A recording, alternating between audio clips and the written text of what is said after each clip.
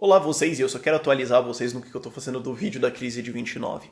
Vocês estão me cobrando disso e eu quero só dar uma atualizada em vocês no projeto, pra vocês saberem a escala que isso tá indo. Originalmente a ideia era só de fazer um vídeo de 2 horas, explicando mais em profundidade as informações, mas quanto mais eu fui pesquisando a crise de 29 e todos os fatores, mais eu percebi que isso ia ter que ser uma coisa bem reduzida ou alguma coisa muito monstra, que é a direção que eu tô indo agora.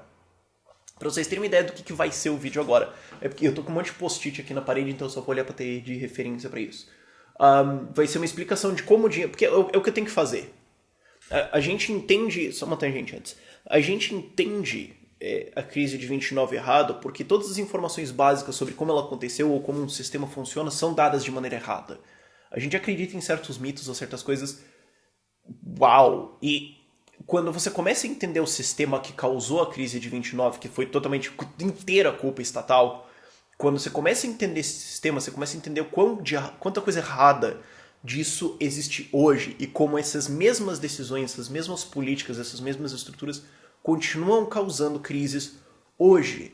Então, mais do que uma peça histórica, ele tá virando mais um...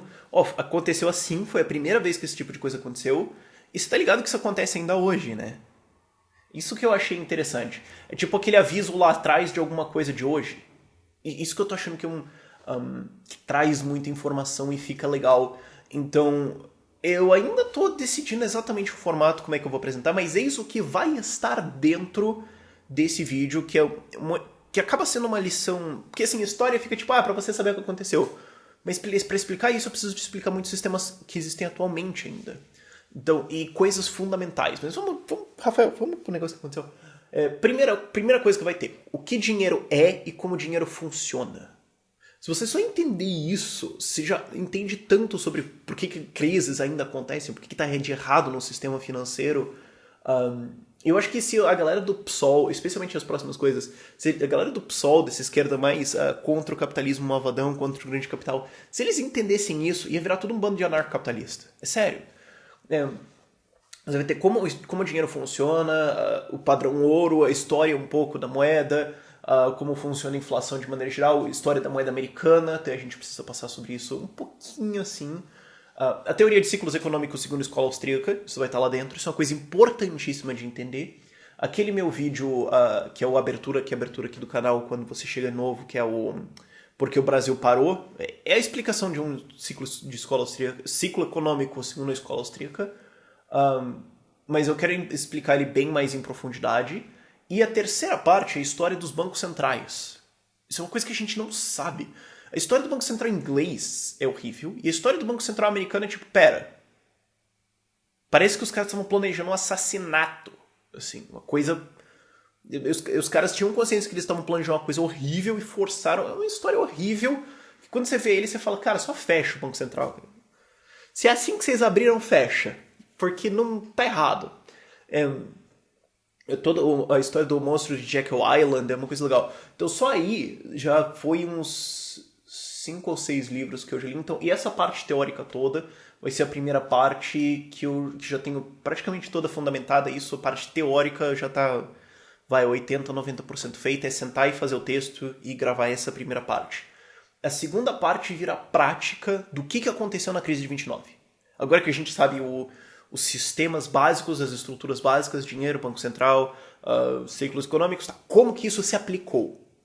E eu não sei ainda exatamente em que ordem apresentar isso, mas provavelmente, não sei, pode mudar, pode ser numa ordem cronológica, porque a gente teve isso ao longo de 3 presidências, do 4. Um pouquinho na do Woodrow Wilson, que a gente já vai ter a história do Fed, em 1800 e pouco, chegando até a virada do século 1908, ele foi instituído em 1913, presidência do Woodrow Wilson já, mas a gente pega lá em 1919, 1920, começa com a crise de 20 de 21, então isso vai estar dentro da história, a presidência do Woodrow Wilson, depois a presidência do Calvin Coolidge com o...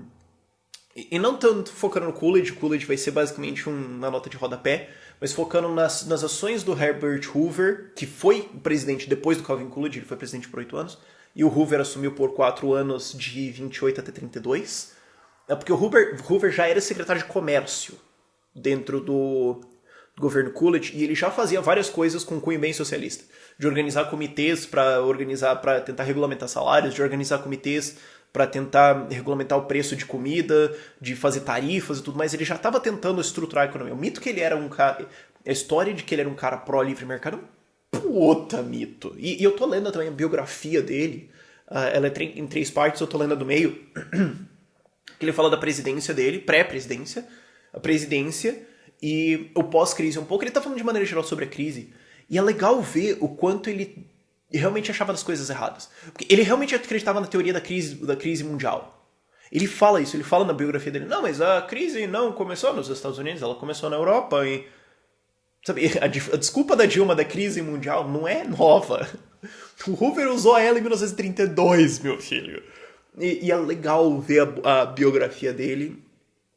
Mas enfim, a gente vai ver isso do Herbert Hoover como um secretário de comércio e também as ações do Fed durante a presidência do Calvin Coolidge. E para isso eu tô olhando assim coisas que eu estava lendo, especialmente na minha viagem para Fortaleza, que eu tinha no meu Kindle e ele tá aqui, tá guardadinho, mas tinha ele aqui, mas que eu tava lendo assim minutas de reuniões do Fed de 1924, balanços do Fed de 1926. Isso aqui é muito legal porque eu tava com um estudo em PDF, se eu ficava no avião 3 horas e meia parado, era bom para ler. Mas eu tô lendo isso e, por exemplo, leis de impostos dos Estados Unidos dos anos 20. Isso é muito interessante de ver. E durante esse período você teve um conluio durante esse período assim, da presidência do Calvin Coolidge até 20 a 28. Você teve um conluio do Banco Central americano com o Banco Central britânico para inflar moeda. E o livro do Murray Rothbard, que eu cito, que vai ser basicamente o esqueleto geral disso aí, ele foca muito nisso.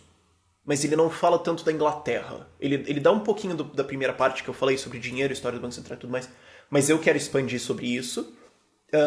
E ele pula um pouco como a Inglaterra operou. Porque eles só falam, não, a Inglaterra está fazendo isso. Mas eu quero entrar também no orçamento deles. Como eles estavam.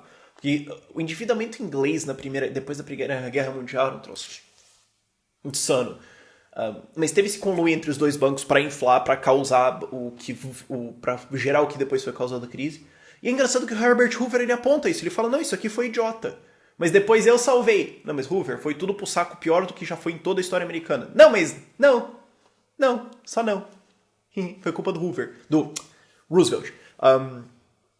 Mas isso que eu tô olhando, aí depois tem a presidência do Hoover, quando ele assume, e muda muito a política do Fed, porque o governador do Fed morre, literalmente o Strong morre e muda para outro.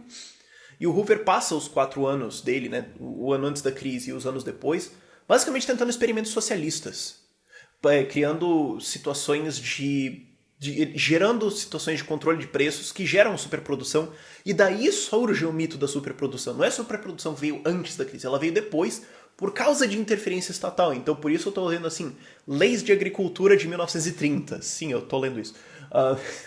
Vocês saberiam o nível que eu tô indo.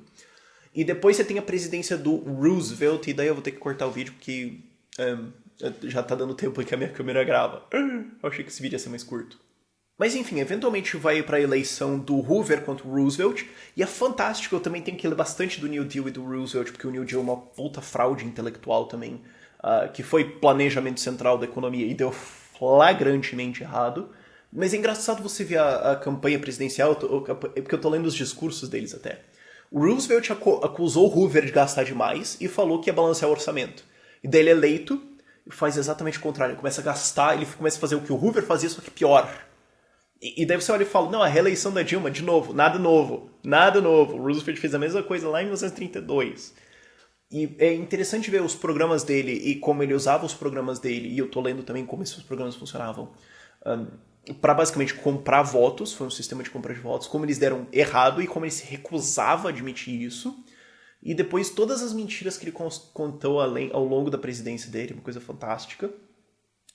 E é basicamente isso. O New Deal também tem vários programas, WPA, Blue Chip, todo o negócio de inconstitucionalidade desses programas, o fato que ele tentou manipular a Suprema Corte Americana.